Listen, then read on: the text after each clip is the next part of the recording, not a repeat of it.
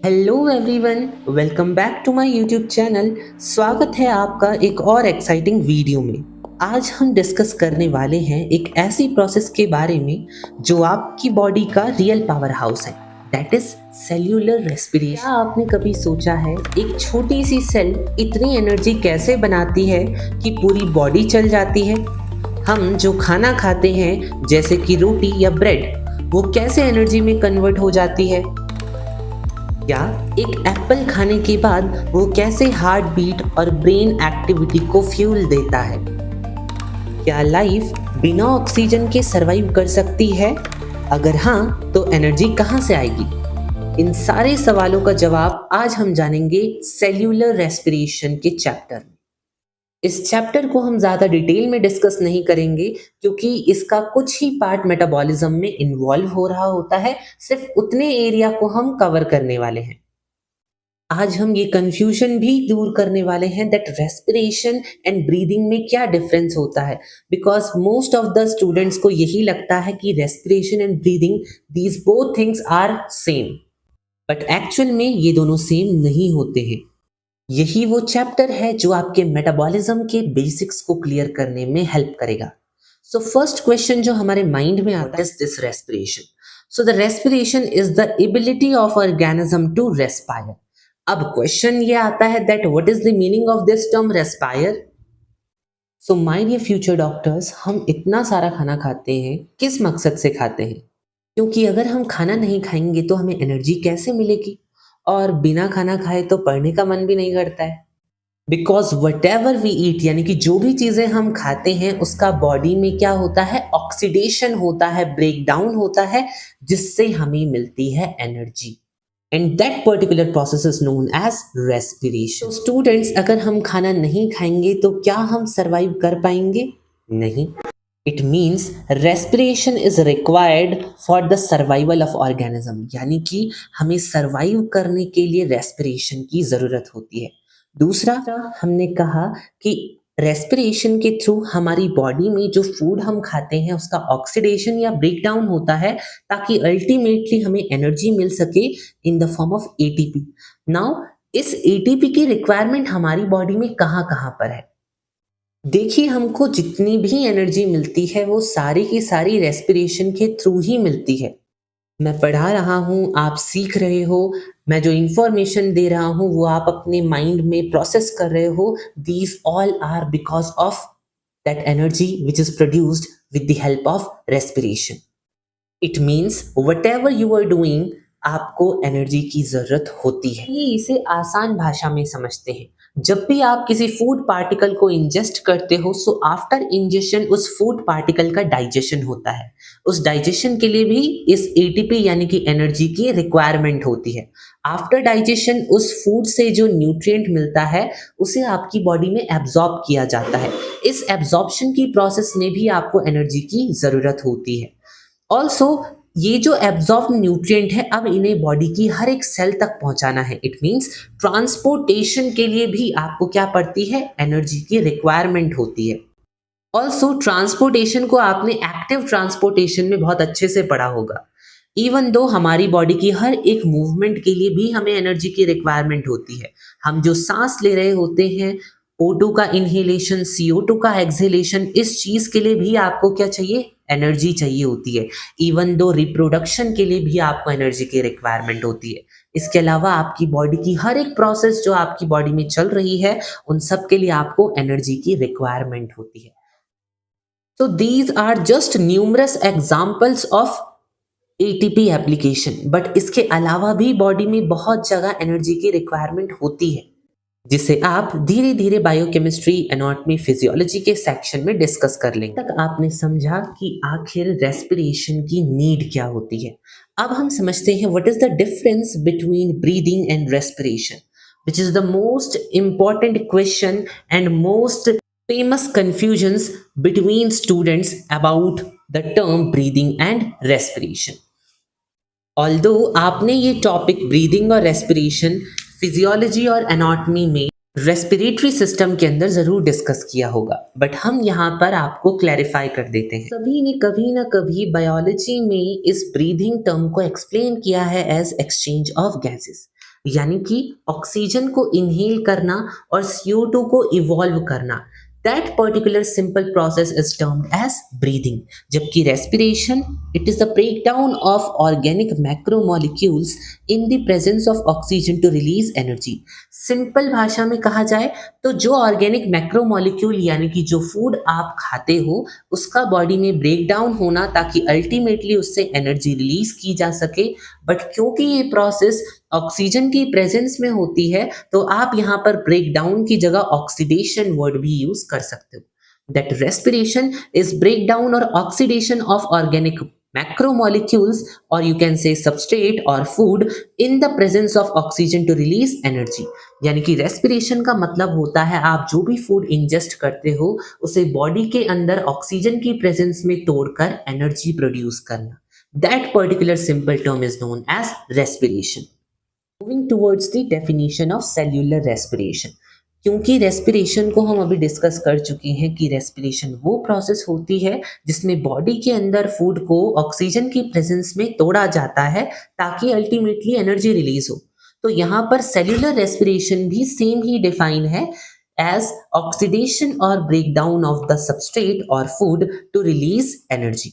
यानी कि यहाँ पर भी आपकी बॉडी में जो भी फूड या सबस्ट्रेट होता है उसे ऑक्सीजन की प्रेजेंस में ऑक्सीडाइज या ब्रेक डाउन किया जाता है ताकि अल्टीमेटली एनर्जी रिलीज हो। नाउ आपकी बॉडी कभी भी इस एनर्जी को ऐसे फ्री फॉर्म में नहीं छोड़ती है, तो एनर्जी रिलीज होते ही उस एनर्जी की ट्रैपिंग कर दी जाती है। Trapping of this energy to synthesize ATP। इस एनर्जी को पकड़कर स्टोर कर दिया जाता है in the form of ATP या फिर इस एनर्जी को पकड़कर ATP का सिंथेसिस किया जाता है और अब इस ATP का यूज वहां किया जाएगा जहां बॉडी में जरूरत होती है। That is why we are saying that ATP is the energy currency of the cell. Students, यहाँ पर conceptual thing ये है कि जब भी हम फोटोसिंथेसिस देखते हैं तो वहां पर लाइट एनर्जी का यूज करके फूड बनाया जाता है, यानी कि लाइट की एनर्जी को कंज्यूम कराया जा रहा है। सो दैट इज एनाबॉलिज्म, क्योंकि हमने एनर्जी का यूटिलाइजेशन करके कंजम्पशन करके कुछ कॉम्प्लेक्स मॉलिक्यूल बनाया है। जबकि इसका अपोजिट एनिमल्स में कॉम्प्लेक्स मॉलिक्यूल से सिंपल मॉलिक्यूल बनाया जाता है, दैट इज कैटाबॉलिज्म। यानी कि फूड को अल्टीमेटली तोड़कर स्मॉलर मॉलिक्यूल्स में कन्वर्ट किया जाता है, दैट इज कैटाबॉलिज्म। जब बात होती है सेल्यूलर रेस्पिरेशन की तो आप देखिए सेल्यूलर रेस्पिरेशन में ब्रेकडाउन वर्ड भी यूज हो रहा है और सिंथेसिस वर्ड भी यूज हो रहा है। अगर आपने कल का लेक्चर अटेंड किया है तो आपको याद होगा ब्रेकडाउन कहाँ पर होता है, कैटाबॉलिज्म में। वो प्रोसेसेस जहां पर कॉम्प्लेक्स मॉलिक्यूल को सिंपलर मॉलिक्यूल्स में ब्रेक डाउन किया जाता है, दैट इज कैटाबॉलिज्म। जबकि यहां पर सिंथेसिस वर्ड क्या इंडिकेट करता है, दिस इंडिकेट्स एनाबॉलिज्म, क्योंकि यहां पर कोई चीज बन रही है। कल हमने डेफिनेशन में भी पढ़ा था एनाबॉलिज्म वो प्रोसेस होती है जहां पर सिंपलर मॉलिक्यूल से कॉम्प्लेक्स मॉलिक्यूल बन रहे होते हैं। इट मीन्स सेल्यूलर रेस्पिरेशन में कैटाबॉलिज्म और एनाबॉलिज्म दोनों प्रोसेस चलती है। और कल के लेक्चर में हमने डिस्कस किया था कि बॉडी में ऐसी प्रोसेसेस जहां पर कैटाबॉलिज्म एंड एनाबॉलिज्म दोनों साथ में चलते हैं, those processes known as amphibolic process, amphibolic reactions. ऐसी रिएक्शन या ऐसी प्रोसेस जहां पर कैटाबॉलिज्म और एनाबॉलिज्म दोनों देखने के लिए मिलता है उसे हम एम्फीबॉलिज्म कहते हैं। आप इस पहली लाइन को रिलेट कर सकते हैं कैटाबॉलिज्म से, जहां पर कॉम्प्लेक्स फूड को आपके सिंपलर फूड में कन्वर्ट किया जाता है ताकि एनर्जी रिलीज हो सके। याद है कैटाबॉलिज्म में एनर्जी रिलीज होती थी और जब भी किसी केमिकल रिएक्शन में एनर्जी रिलीज होती है तो उसे हम क्या कहते हैं, exergonic process, the process in which energy will be released. जो सेकंड प्रोसेस है यहाँ पर क्या चल रहा है, एनाबॉलिज्म। अगर आप देखो हमने पढ़ा था कि वहां पर सिंपलर मॉलिक्यूल से आपका एक कॉम्प्लेक्स मॉलिक्यूल बनाया जाता है जिसमें एनर्जी कंज्यूम हो रही होती है। ट्रैपिंग ऑफ दिस एनर्जी यानी कि एनर्जी को कंज्यूम किया जा रहा है। ऐसी रिएक्शंस जहां पर एनर्जी कंज्यूम होती है, those reaction and those processes are known as endergonic process, the process in which energy will be consumed. चलिए इस सेल्यूलर रेस्पिरेशन की डेफिनेशन को एक्सप्लेन करते हैं। इफ द सबस्ट्रेट और फूड इज ग्लूकोज, मान लीजिए आपने जो सबस्ट्रेट और फूड खाया है जिसका ब्रेकडाउन होना है वो ग्लूकोज है। तो ये रिएक्शन तो आपने बचपन से पढ़ी होगी, दैट C6H12O6। इस ग्लूकोज को जब भी बॉडी में तोड़ा जाता है, so in the presence of oxygen ये 6CO2 और 6H2O के मॉलिक्यूल इवॉल्व करता है। यानी कि जब भी ग्लूकोज का क्या होगा, ब्रेक डाउन होगा इन the presence of oxygen, it means glucose का क्या हो रहा है, ब्रेक डाउन हो रहा है, कैटाबॉलिज्म हो रहा है। क्योंकि ऑक्सीजन की प्रेजेंस में हो रहा है तो आप इसे ऑक्सीडेशन कह देते हो। ऑक्सी वर्ड का मतलब होता है ऑक्सीजन, एंडेशन मीन्स एडिशन। ऑक्सीजन का जहां पर यूज हो रहा होगा दैट इज ऑक्सीडेशन। तो यहां पर क्या प्रोसेस चली है, ग्लूकोज को तोड़ा गया है, that is why it is catabolism. अब इस ग्लूकोज के ब्रेकडाउन के बाद जो एनर्जी इवॉल्व हुई that is 686 kilo calorie, that energy will be released. And it is fact, अगर आप देखो एक मॉलिक्यूल ऑफ ग्लूकोज के कैटाबॉलिज्म के बाद आपको 686 किलो कैलोरी मिलती है। और इसी रिएक्शन को तो यहाँ पर हमने पढ़ा कि ऑक्सीडेशन या ब्रेकडाउन होना उस फूड का जिसे हमने खाया है ताकि एनर्जी रिलीज हो। जो फूड हमने खाया था वो ग्लूकोज था, उसके ऑक्सीडेशन या कैटाबॉलिज्म के बाद हमें क्या मिली, एनर्जी मिली। अब इस एनर्जी की ट्रैपिंग हो, उस एनर्जी की ट्रैपिंग के बाद उससे एटीपी बनाई जाएगी। नाउ सी हियर, जो फूड हमने खाया था उसके कैटाबॉलिज्म के बाद जो एनर्जी हमें मिली है, इस एनर्जी को अब ट्रैप किया जाएगा किसके द्वारा, एडीपी एंड आईपी के द्वारा। ADP is adenosine diphosphate and IP is inorganic phosphate. ADP और आईपी साथ में मिलकर इस एनर्जी को कंज्यूम करके एटीपी बनाते हैं। अब क्योंकि यहां पर फॉर्मेशन हुआ है एटीपी का, that is why it is known as anabolism. इसी प्रोसेस को हमने ऊपर डिस्कस किया था कि आपके फूड के ऑक्सीडेशन के बाद जो एनर्जी मिलती है उस एनर्जी को ट्रैप करके एटीपी बनाया जाता है। आपके फूड के ऑक्सीडेशन के बाद जो एनर्जी रिलीज हुई उस एनर्जी को ट्रैप करके एटीपी बनाई गई। The formation of ATP, this process is known as phosphorylation. जब भी आपकी बॉडी में कोई ऐसी केमिकल रिएक्शन चलती है जहां पर आपके एटीपी का फॉर्मेशन होता है, सो एटीपी फॉर्मेशन की प्रोसेस को कहा जाता है फॉस्फोराइलेशन। आई होप अब एक्सप्लेन हो गया हो कि सेल्यूलर रेस्पिरेशन क्या होता है। सिंपली सेल्यूलर रेस्पिरेशन एक ऐसी प्रोसेस होती है जिसमें आप जो फूड खाते हो उसका ऑक्सीडेशन या ब्रेकडाउन होता है ताकि एनर्जी रिलीज की जा सके। फिर इस एनर्जी को ट्रैप कर लिया जाता है ताकि एटीपी का सिंथेसिस किया जा सके। And this process is known as phosphorylation. Students, note करने लायक पॉइंट ये है कि आपका जो सेल्यूलर रेस्पिरेशन होता है ये एक सिंगल स्टेप प्रोसेस नहीं होता है। हमने अभी पीछे पढ़ा कि जब भी ये ग्लूकोज का मॉलिक्यूल टूटता है तो 6CO2 और 6H2O के मॉलिक्यूल इवॉल्व होते हैं, लेकिन ये आपका एक कंप्लीट रेस्पिरेशन के बाद प्रोड्यूस होता है। इसके लिए कुछ सीरीज ऑफ स्टेप्स चलते हैं जिसके बाद एक ग्लूकोज को तोड़कर 6CO2 और 6H2O के मॉलिक्यूल बनते हैं। ये कभी भी एक सिंगल स्टेप प्रोसेस नहीं होता है। सेकेंड पॉइंट जिसे याद रखना है, that in cellular respiration there is complete oxidation और ब्रेकडाउन ऑफ फूड। जब भी सेल्यूलर रेस्पिरेशन चलता है तो यहाँ पर फूड का कंप्लीटली ऑक्सीडेशन होता है, यानी कि यहाँ पर आपका फूड कंप्लीटली ब्रेक डाउन होता है। Moving towards the types of phosphorylation. Phosphorylation के टाइप जानना इसीलिए जरूरी है क्योंकि अब जो आप कार्बोहाइड्रेट मेटाबॉलिज्म पढ़ने वाले हो वहां पर इन फॉस्फोराइलेशन से रिलेटेड टर्म्स का यूज किया गया है। So there are three main types of phosphorylation. First of all, photophosphorylation, substrate level phosphorylation and oxidative phosphorylation. Start करते हैं photophosphorylation से। Photo term का मतलब होता है light। जैसे कि हम पढ़ते हैं फिजिक्स में, the particles of lights are known as photons. That is why photo word का मतलब यहाँ पर क्या है, light। फॉस्फोराइलेशन को अभी हमने पीछे समझा दैट एटीपी फॉर्मेशन की जो प्रोसेस होती है उसे फॉस्फोराइलेशन कहते हैं। यानी कि फोटोफॉस्फोराइलेशन वो प्रोसेस होती है in which ATP formation takes place in the presence of light, यानी कि जहां पर लाइट की प्रेजेंस में एटीपी को फॉर्म किया जाता है। ये फोटोफॉस्फोराइलेशन सिर्फ और सिर्फ उन ऑर्गेनिजम्स में देखने के लिए मिलता है जिनके पास क्लोरोफिल होता है, यानी कि मोस्ट कॉमनली आपकी फोटोसिंथेटिक सेल्स में फोटोफॉस्फोराइलेशन देखने के लिए मिलता है। फोटोसिंथेटिक सेल्स यानी कि प्लांट्स की सेल।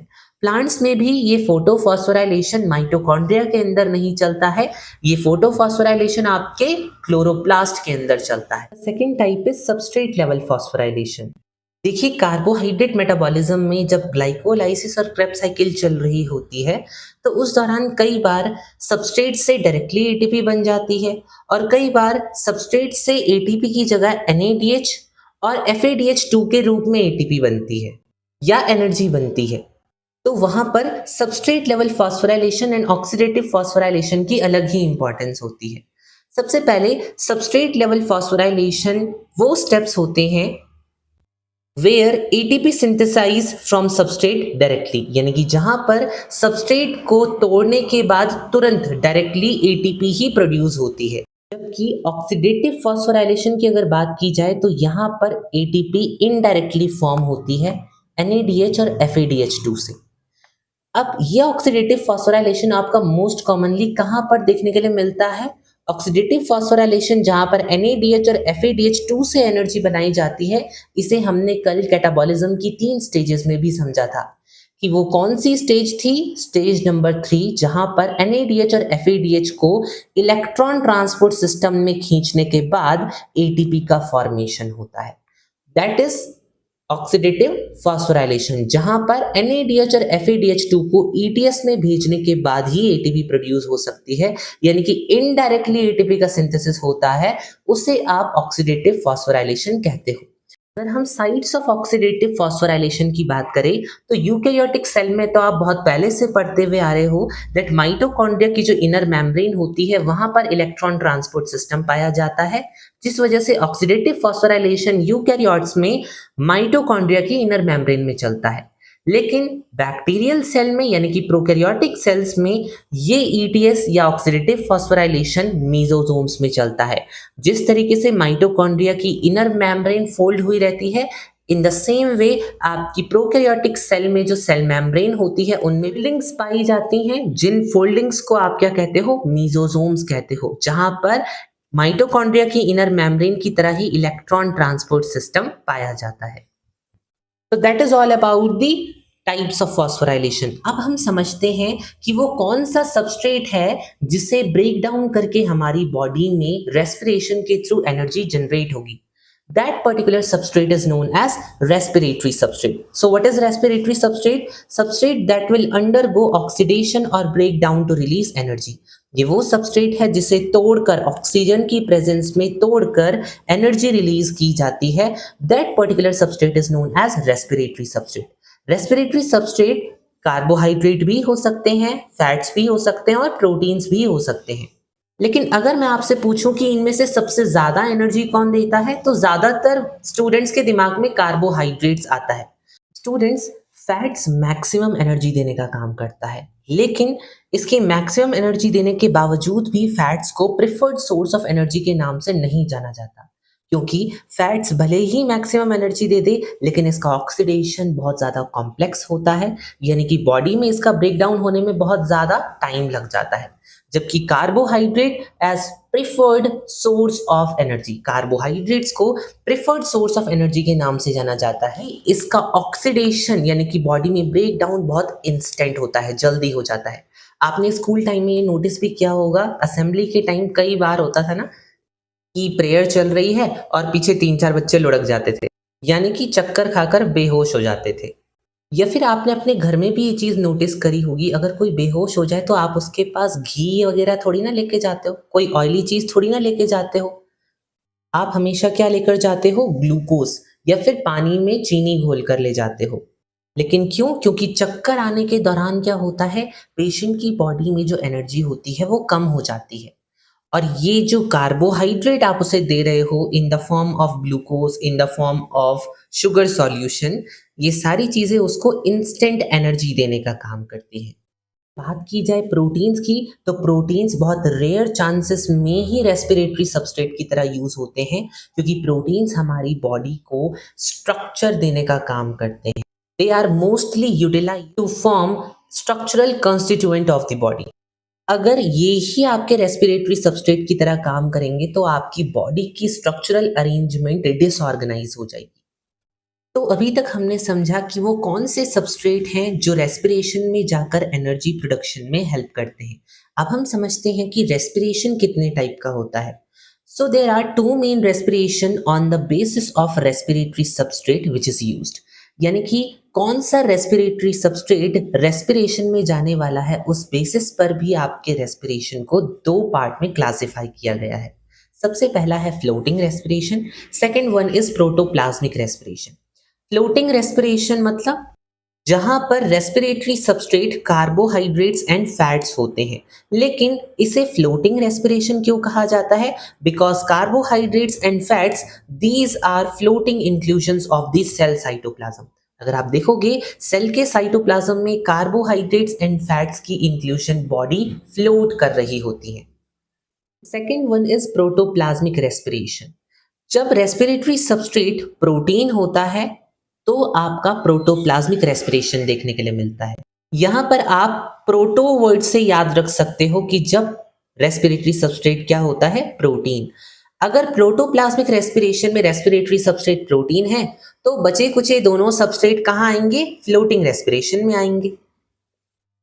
अब क्वेश्चन ये अराइज होता है कि प्रोटोप्लाज्मिक रेस्पिरेशन को प्रोटोप्लाज्मिक क्यों कहा जाता है? Because protein is the most important constituent of the cell's protoplasm, क्योंकि प्रोटीन आपके सेल के प्रोटोप्लाज्म का सबसे ज्यादा इंपॉर्टेंट कंस्टिट्यूएंट होता है। That is why this type of respiration is known as protoplasmic respiration. तो रेस्पिरेटरी सबस्ट्रेट के बेसिस पर आपने रेस्पिरेशन को क्लासिफाई किया। जहां पर आपका respiratory substrate carbohydrate and fats, वहां पर फ्लोटिंग रेस्पिरेशन। जहां पर आपका रेस्पिरेटरी सबस्ट्रेट प्रोटीन, वहां पर आपका respiration protoplasmic respiration. There is another classification of respiration on the basis of presence and absence of oxygen. यानी कि रेस्पिरेशन का क्लासिफिकेशन ऑक्सीजन की प्रेजेंस और एब्सेंस के बेस पर भी क्लासिफाई किया गया है। वो रेस्पिरेशन जहां पर ऑक्सीजन पाया जाता है उसे एरोबिक रेस्पिरेशन कहते हैं। Aerobic means presence of oxygen, जबकि जहां पर ऑक्सीजन एब्सेंट होता है ऐसे रेस्पिरेशन को एनारोबिक रेस्पिरेशन कहते हैं। एनारोबिक वर्ड का मतलब होता है absence of oxygen. Aerobic respiration की बात की जाए तो क्योंकि एरोबिक रेस्पिरेशन में ऑक्सीजन प्रेजेंट होता है, तो हमने अभी डिस्कस किया था कि जहां पर ऑक्सीजन प्रेजेंट होता है वहां पर फूड का कंप्लीट ऑक्सीडेशन होता है, और जहां पर फूड का कंप्लीट ऑक्सीडेशन हो रहा है, कंप्लीटली ब्रेकडाउन हो रहा है, वहां पर एनर्जी भी ज्यादा बनती है, और जहां पर एनर्जी ज्यादा बनती है उस तरीके के रेस्पिरेशन की एफिशिएंसी ज्यादा होती है, क्योंकि रेस्पिरेशन का अल्टीमेट ऑब्जेक्टिव क्या होता है? To produce energy. जो जितनी ज्यादा एनर्जी प्रोड्यूस करेगा वो वाला रेस्पिरेशन उतना ज्यादा एफिशिएंट होगा। जबकि एनारोबिक रेस्पिरेशन में क्योंकि ऑक्सीजन एब्सेंट है तो आपके फूड का कंप्लीट ऑक्सीडेशन नहीं हो पाता है, यहाँ पर पार्शियल और इनकम्प्लीट ऑक्सीडेशन होता है फूड का, यानी कि फूड आधा ही ऑक्सीडाइज हो पाता है। अब क्योंकि फूड कंप्लीटली ऑक्सीडाइज नहीं हो पाया तो एनर्जी भी कम प्रोड्यूस होती है, और क्योंकि एनर्जी कम प्रोड्यूस हुई है तो ऐसा रेस्पिरेशन जिसकी एनर्जी कम प्रोड्यूस होती है वहां पर आपकी एफिशिएंसी भी उस रेस्पिरेशन की कम देखने को मिलती है। दोस्तों, आपको समझ आ गया होगा कि सेल्यूलर रेस्पिरेशन कोई बोरिंग टेक्स्ट बुक टॉपिक नहीं है, बल्कि एक ऐसा एनर्जी फैक्ट्री है जो आपको हर सेकंड जिंदा रखता है। ग्लूकोज से लेकर एटीपी तक की जर्नी एकदम मैजिकल है, जैसे खाना एक फ्यूल बैंक हो और आपकी सेल्स उससे तोड़ तोड़ के एनर्जी कॉइन्स बनाते हो। अगर आपको यह वीडियो पसंद आया हो तो लाइक बटन दबाना मत भूलना, चैनल को सब्सक्राइब करो और अपने दोस्तों के साथ शेयर करो, ताकि उन्हें भी पता चले कि उनकी बॉडी के अंदर क्या अमेजिंग मशीन्स चालू रहती है जो 24/7 उन्हें एनर्जी देने में हेल्प करती है। हाँ, नीचे कमेंट सेक्शन में कमेंट करके ये जरूर बताना कि आखिर एक ह्यूमन बॉडी के अंदर किस तरीके का रेस्पिरेशन चलता है, एरोबिक रेस्पिरेशन और एनारोबिक रेस्पिरेशन। मिलते हैं नेक्स्ट वीडियो में एक और धमाकेदार साइंस टॉपिक के साथ। तब तक के लिए क्यूरियस रहें, एनर्जेटिक रहें और keep exploring and stay tune with us for the next part of carbohydrate metabolism. Thank you so much.